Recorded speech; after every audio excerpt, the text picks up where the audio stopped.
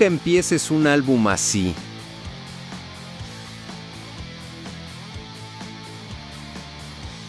A menos que tu objetivo sea la aniquilación sónica total. Porque eso es lo que es Panzer Division Marduk. No es un conjunto de canciones, es una declaración de guerra de 30 minutos contra tus oídos, contra la sutileza, contra la propia idea de la música como algo más que un arma.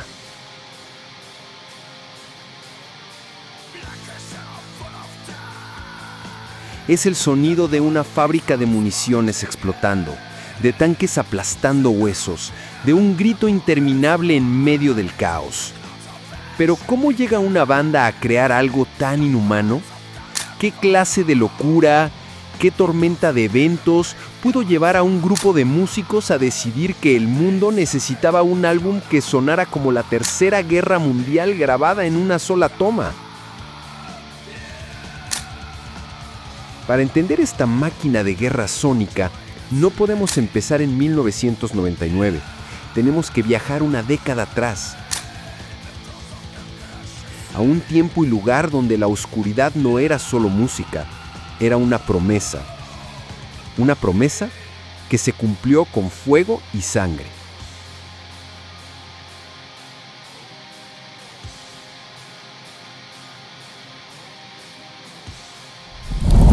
La calma antes de la tormenta infernal.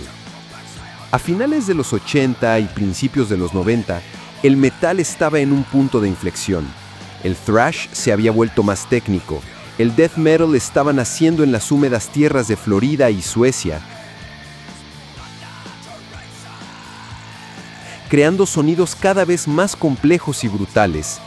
Pero en los rincones más oscuros del underground, algo más primitivo estaba gestándose. Era un rechazo a todo lo pulido, a todo lo comercial.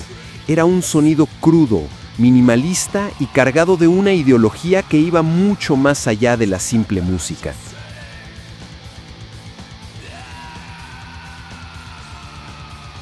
En medio de este caldo de cultivo, en 1990, en la ciudad sueca de Norrköping, un guitarrista llamado Morgan Håkansson formó una banda con un objetivo simple y aterrador: ser la banda más blasfema del mundo. Se llamaron Marduk, en honor a un dios babilónico. No sabían entonces que se convertirían en los generales de una nueva forma de guerra musical. Para entender cómo Marduk construyó su división Panzer sónica,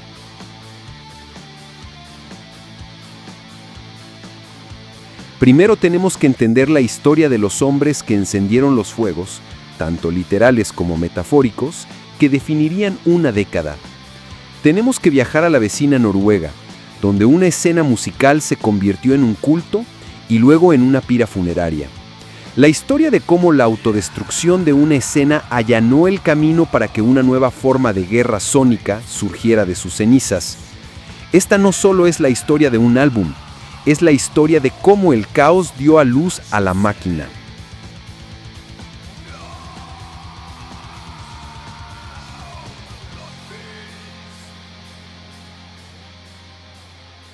Forjando el acero negro, los orígenes del mal. Para entender la brutalidad calculada de Panzer Division Marduk, tenemos que desenterrar las raíces del género que lo engendró. El black metal no apareció de la nada. Fue construido sobre los hombros de gigantes ruidosos, solitarios visionarios y un ideólogo que soñaba con un ejército de la oscuridad.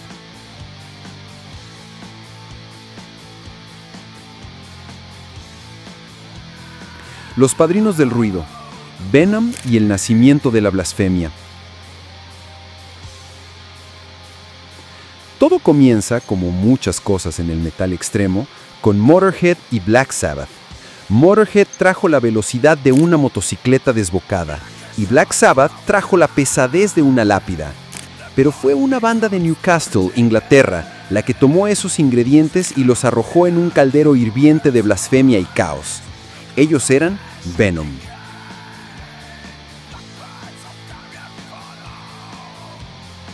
En 1982, Venom lanzó un álbum que, sin saberlo, daría nombre a todo un género, black metal.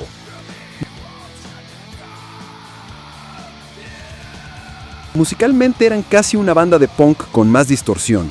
No eran los músicos más técnicos, pero tenían algo mucho más importante, la actitud. Sus letras no hablaban de chicas o coches, hablaban de Satanás, del infierno, de rituales oscuros. Su sonido era crudo, como grabado en un garaje durante una tormenta eléctrica.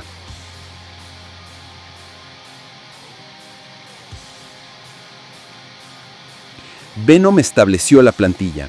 Demostraron que la imagen y el valor del shock podían ser tan potentes como la complejidad musical. Una de sus canciones, Countess Bathory, sobre la infame condesa húngara que se bañaba en la sangre de vírgenes, no solo era un tema quegadizo y macabro, sino que también plantó una semilla en la mente de un joven en Suecia. Una semilla que pronto crecería hasta convertirse en el árbol genealógico de todo el black metal escandinavo.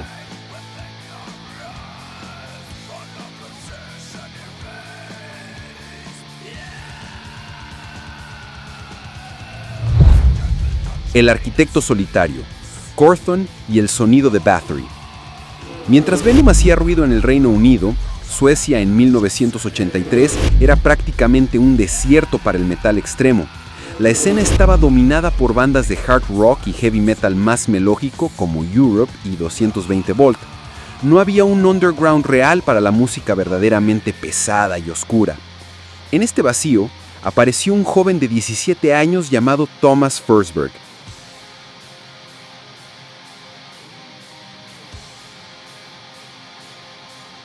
El mundo lo conocería como Quorthon. Quorthon tenía una visión muy clara. Quería combinar la velocidad y la energía de Motorhead con la pesadez y la atmósfera maligna de Black Sabbath. Puso anuncios en tiendas de música buscando miembros para una banda que sonara como una mezcla de punk y metal, citando a bandas como The Exploited y GBH. Así fue como conoció al baterista Jonas Akerland y al bajista Frederick Melander. Después de barajar nombres como Nosferatu y Mephisto, se decidieron por uno que Quorthon había descubierto en una visita a London Dungeon y que casualmente también era el título de esa canción de Venom, Bathory. El destino de Bathory y del black metal se selló por pura suerte. Quorthon trabajaba a tiempo parcial en un sello discográfico pequeño llamado Typhon Gramophone, que era propiedad de su padre, Börje Forsberg, conocido en la escena como The Boss. A finales de 1983, Typhon estaba preparando una compilación llamada Scandinavian Metal Attack. A último momento, una de las bandas se retiró. Quorthon vio su oportunidad y convenció a su padre de que incluyera a su banda desconocida. El resultado fue explosivo. Cuando se lanzó la compilación en marzo de 1984, el correo de fans inundó las oficinas de Typhon.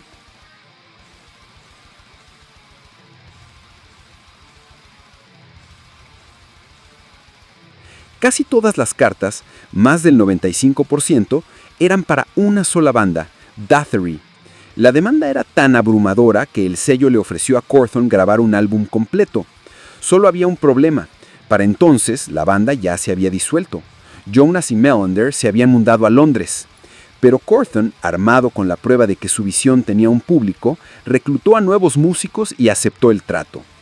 Aquí es donde la necesidad se convirtió en la madre de la invención sónica. Con un presupuesto minúsculo de unos $600 o $700, Quorthon y su nueva formación entraron a Heaven Shore Studio, que en realidad era un garaje reconvertido. Tenían que hacerlo rápido. El álbum completo fue grabado y mezclado en un lapso entre 32 y 56 horas. El estudio tenía una grabadora casera de 8 pistas. Para que todo el material cupiera en una sola cinta maestra, tuvieron que grabarla a media velocidad. Este no fue un movimiento artístico deliberado para sonar crudo, fue una decisión forzada por la pobreza. Pero el resultado fue un sonido saturado, distorsionado y caótico, lleno de ruido y estática. Era un sonido que, sin querer, encajaba perfectamente con la temática lírica de horror y satanismo inspirada en cómics de horror y películas de Hammer. Lo que comenzó como un defecto técnico se convirtió en la piedra angular estética de todo un género. La segunda ola de black metal no solo copiaría esto, sino que lo llevaría al extremo, como cuando Bart Vikernes de Burzum le pidió a su ingeniero de sonido que le diera el peor micrófono que tuviera. La estética del black metal no nació de una elección, sino de la falta de ella. La guinda del pastel fue la icónica portada de la cabra amarilla. La imagen de la cabra fue extraída de un libro de 1981 llamado Witches de Erica Jong, ilustrado por Joseph Smith. Cawthon quería que la cabra fuera impresa en tinta dorada, un color que él asociaba con la magia. Pero de nuevo, el presupuesto era un problema. La imprenta no se podía permitir el oro, así que usaron el color más cercano que tenían, un amarillo brillante, casi neón. Cawthon lo odiaba, pensó que se veía horrible. Después de la primera tirada de 1000 copias, la cambió a blanco y negro para todas las ediciones futuras. Pero ya era tarde. La Gulage Ten, la cabra amarilla, se convirtió en un objeto de culto, un símbolo accidental de la naturaleza cruda y no pulida de la música que contenía. Cawthon fue el arquitecto, un artista solitario que, trabajando desde un garaje con medios precarios, diseñó el plano sonoro del black metal. Pero para que un plano se convierta en un edificio, se necesita un constructor, y ese constructor estaba en Noruega. Y su visión no solo era musical.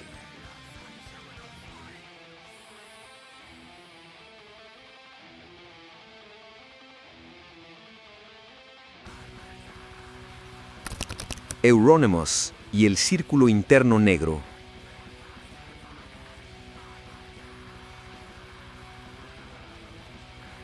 La historia ahora se traslada a Oslo, Noruega. Aquí, un joven guitarrista llamado Øystein Aarseth, que adoptó el nombre de Euronymous, estaba formando su propia banda, Mayhem. Si Cawthon fue el artista solitario, Euronymous fue el constructor de escenas, el ideólogo. No solo quería hacer música, quería iniciar un movimiento, un culto militante con él como su líder indiscutible. El epicentro de este movimiento fue su tienda de discos, Helvet, que significa infierno en noruego.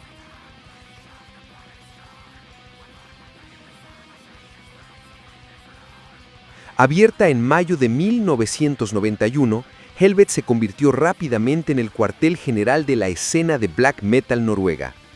En su sótano oscuro y húmedo, decorado con armas medievales y pósters de bandas, se reunían los miembros de Mayhem, Emperor, Burzum y Thorns.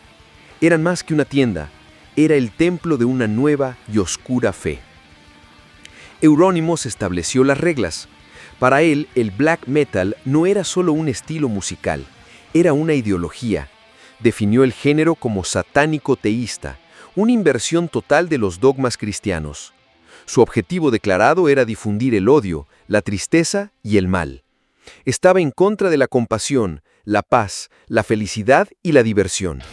Desde el sótano de Helvig, también fundó su propio sello discográfico, Death Like Silence Productions, para promover a las bandas que se adherían a su visión.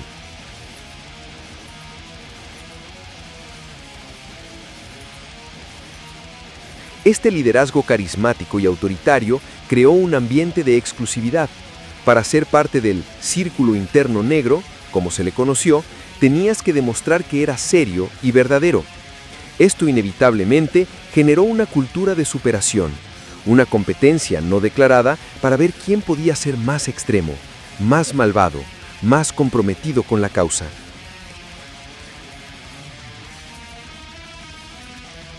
Euronymous había creado un entorno de alta presión, donde las acciones hablaban más que las palabras. Esta dinámica, este culto a la personalidad construido sobre una base de extremismo competitivo, fue la chispa que encendería la pira de la escena noruega. Creó un monstruo que al final lo devoraría a él mismo.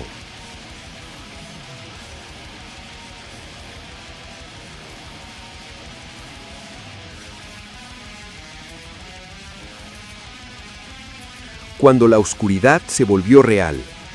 Lo que comenzó como una rebelión musical adolescente estaba a punto de cruzar una línea de la que no habría retorno. La pose de maldad se convirtió en una realidad horrible, y el catalizador fue la muerte. La sombra de un suicidio. El 8 de abril de 1991, el vocalista de Mayhem, Dead, Owlin, se quitó la vida. Dead era una figura torturada, obsesionado con la muerte hasta un punto enfermizo. Fue él quien popularizó el corpse paint, pintura de cadáver. Enterraba su ropa en el bosque para que se pudriera antes de los conciertos y se cortaba en el escenario. Su suicidio fue brutal. Se cortó las venas y luego se disparó en la cabeza con una escopeta.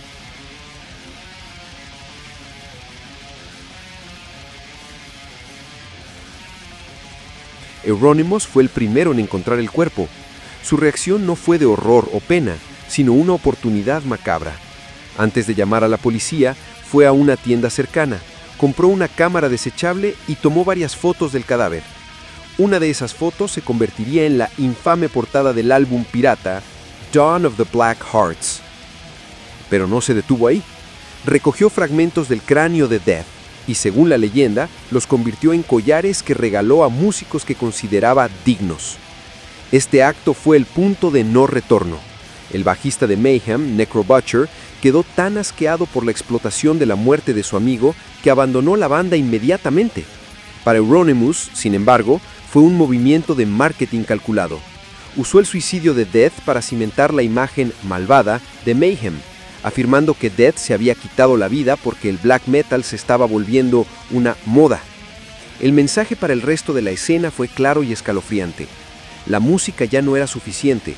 Para ser verdadero, había que abrazar la oscuridad en la vida real.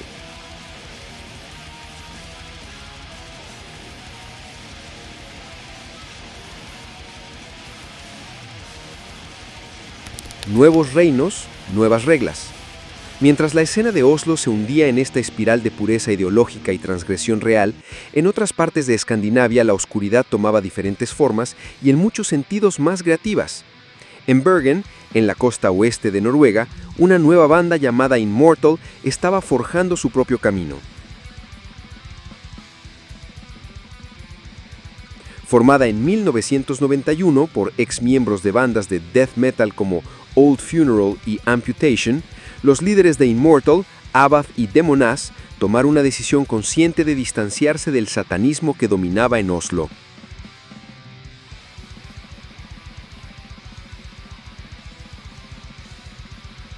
En lugar de eso, encontraron su inspiración en el paisaje helado y desolado que los rodeaba, y en las leyendas del metal de los 80s como Bathory. A partir de sus sentimientos de aislamiento, crearon un reino de fantasía llamado Blashkirk, un mundo ficticio lleno de demonios de invierno, batallas y oscuridad eterna.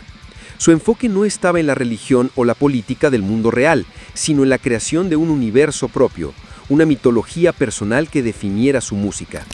Mientras tanto, al otro lado de la frontera, en Suecia el sonido también estaba mutando. Una banda de Stromstad, Suecia, llamada Dissection, formada en 1989, estaba haciendo algo radicalmente diferente. Liderados por John Nordtveit, estaban fusionando la brutalidad del death metal sueco con las intricadas armonías de guitarra dual de bandas como Iron Maiden y la melancolía de la guitarra clásica. Estaban creando un subgénero completamente nuevo, el black metal melódico. A pesar de su enfoque musical diferente, existía un respeto mutuo entre las escenas. De hecho, el álbum debut de Dissection, The Somberline, lanzado en 1993, fue dedicado a la memoria de Euronymous, demostrando que los lazos de la oscuridad musical cruzaban fronteras y estilos. Este contraste es fundamental.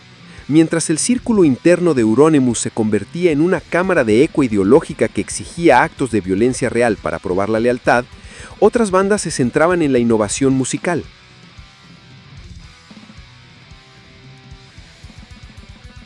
Immortal eligió la fantasía sobre el satanismo. Dissection eligió la melodía sobre el ruido puro. Esto demuestra que la violencia que estaba a punto de estallar en Noruega no era inherente al black metal en su conjunto, sino el resultado tóxico de un grupo específico, en un lugar específico, liderado por un hombre con una visión muy particular y peligrosa.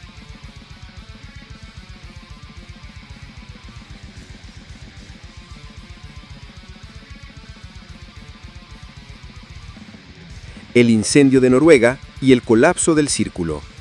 La ideología de Euronymous, amplificada por el suicidio de Death, había preparado el terreno. Ahora las palabras se convertirían en acciones y las flamas de la rebelión pronto se volverían literales, consumiendo iglesias históricas y finalmente a los propios miembros del círculo. Fuego en el cielo. La quema de iglesias. A partir de 1992, la retórica anticristiana de la escena se transformó en terrorismo. Una ola de incendios provocados contra iglesias cristianas comenzó a extenderse por Noruega. El primero y más infame de estos ataques fue el de la iglesia de madera de Fantoft, una estructura histórica cerca de Bergen, que fue reducida a cenizas el 6 de junio de 1992. El acto fue una declaración de guerra simbólica. La motivación, según los perpetradores, era una represalia contra el cristianismo por haber destruido los lugares sagrados paganos de Noruega siglos atrás. Varg, el hombre detrás de Bersum, fue el principal sospechoso del incendio de Fantoft. Aunque nunca fue condenado por ese crimen en particular, su conexión con el acto se hizo innegable cuando usó una fotografía de las ruinas carbonizadas de la iglesia como portada de su EP Aske, que significa cenizas, en noruego. Era un desafío directo y descarado a las autoridades y a la sociedad noruega.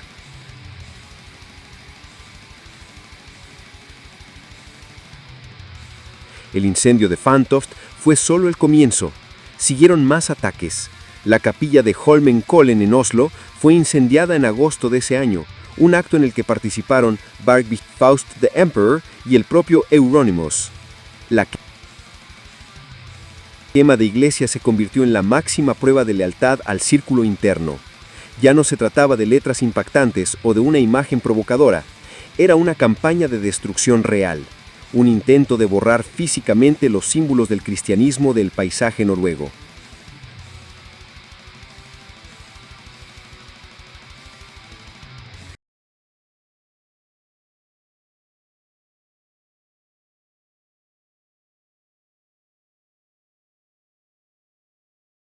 La violencia fue rápida y brutal. Lo que comenzó con la destrucción de propiedades pronto se convirtió en la destrucción de vidas humanas, y la escena se devoró a sí misma desde dentro.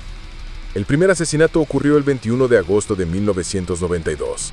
Varg Faust Eidsson, el baterista de Emperor, apuñaló fatalmente a un hombre llamado Magne Andreasson en un parque de Lillehammer.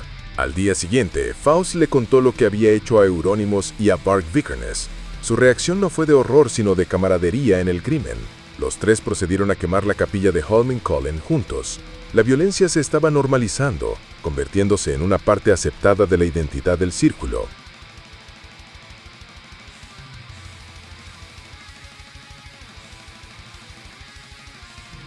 La escena, que hasta entonces había operado en las sombras, fue arrastrada a la luz pública de la manera más dramática posible. En enero de 1993, Varg Vikernes, en una jugada orquestada con Euronymous para generar publicidad y miedo, concedió una entrevista anónima a uno de los periódicos más grandes de Noruega, Bergens Tidende. Oculto bajo el seudónimo de Conde Grishnak, se jactó de las quemas de iglesias y de haber matado a un hombre. El objetivo era promover el black metal y atraer clientes a Helvete, pero el resultado fue una tormenta mediática y una masiva investigación policial que llevó al arresto de Varg al día siguiente. La atención de los medios no unió a la escena, la fracturó. La relación entre Euronymous, el autoproclamado rey, y Varg, su ambicioso protegido, se desintegró. Había una lucha de poder, disputas por dinero de las ventas de los discos de Burzum y una creciente rivalidad. La tensión llegó a su punto de ebullición cuando Euronymous, conocido por hacer amenazas vacías, le dijo a varias personas que planeaba matar a Varg. El 10 de agosto de 1993, Varg Vikernes decidió actuar primero. Condujo desde Bergen hasta el apartamento de Euronymous en Oslo. Lo que sucedió exactamente esa noche es objeto de debate, pero el resultado no lo es. Varg apuñaló a Euronymous 23 veces, matándolo en la escalera de su propio edificio. Varg siempre ha mantenido que fue en defensa propia, que Euronymous planeaba torturarlo y grabarlo esa misma noche. El asesinato de Euronymous fue el colapso final del círculo interno negro. El líder del movimiento fue asesinado por uno de sus miembros más prominentes. El sueño de un ejército de black metal que lucharía contra el cristianismo terminó, no en una batalla épica, sino en una pelea sangrienta y sórdida por el poder y el ego. Con sus figuras clave muertas o en camino a la cárcel, la primera y más infame era del black metal noruego había llegado a un final violento y definitivo. En este drama, los medios de comunicación jugaron un papel crucial, aunque no intencionado, al tomar el cebo de la entrevista de Bark y sensacionalizar la violencia y el satanismo. Amplificaron la notoriedad de la escena mucho más allá de su tamaño real. Esta fama repentina e intensa probablemente infló los egos de los protagonistas, exacerbando su conflicto. Al darles la plataforma que ansiaban, los medios, sin saberlo, echaron gasolina al fuego que ellos mismos habían iniciado, contribuyendo a la escalada que llevó a la implosión de la escena.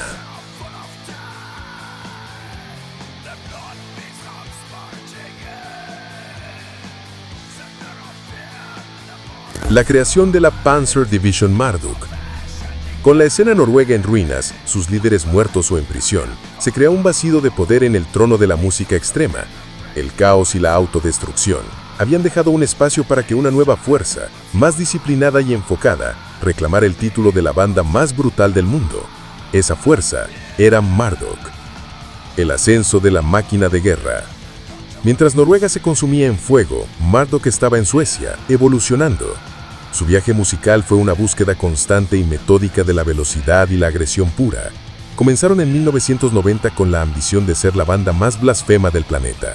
Sus primeros trabajos, como la demo Fuck Me Jesus de 1991 y el álbum debut Dark Endless de 1992, eran una mezcla cruda de death y black metal, un sonido que muchas bandas de la primera época compartían. Pero a diferencia de sus contemporáneos noruegos, que se estancaron en una pureza ideológica, Marduk siguió avanzando.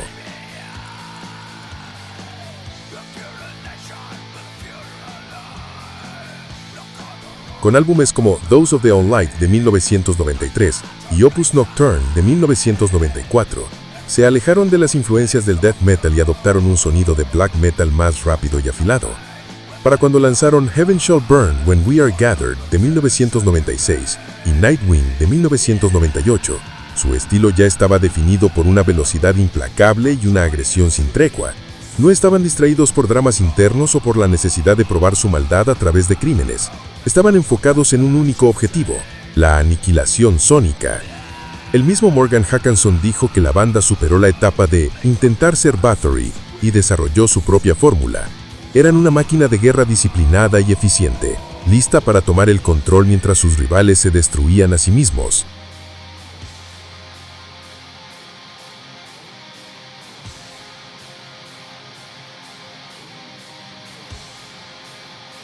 Dentro del búnker del sonido, grabando la aniquilación. Panzer Division Marduk no fue un álbum, fue un manifiesto. Fue la culminación de casi una década de perfeccionamiento de la brutalidad. El concepto era claro, y formaba parte de una trilogía temática que rendía homenaje a Bathory: sangre, fuego y muerte. El álbum anterior, Nightwing, había sido sobre la sangre. Panzer Division Marduk sería sobre fuego y guerra, y el siguiente, La Grande Danse Macabre, trataría sobre la muerte. El tema no era el satanismo medieval, sino la guerra moderna, específicamente la Segunda Guerra Mundial. La alineación de la banda en este punto era una unidad cohesionada y letal, considerada por muchos como su formación clásica. Estaba Morgan Håkansson en guitarra, el motor creativo de la banda, Legion en voces, con un rugido salvaje dominante, Beware en bajo, proporcionando el estruendo de fondo, y Frederick Anderson en la batería, el artillero que disparaba ráfagas interminables de black beats a una velocidad vertiginosa. El álbum fue diseñado para sonar literalmente como una división de tanques arrasando un campo de batalla. Morgan describió la portada, que mostraba un tanque sueco, Stridsvagn 104, como la semejanza óptica de nuestra música, compacta, devastadora y destructiva.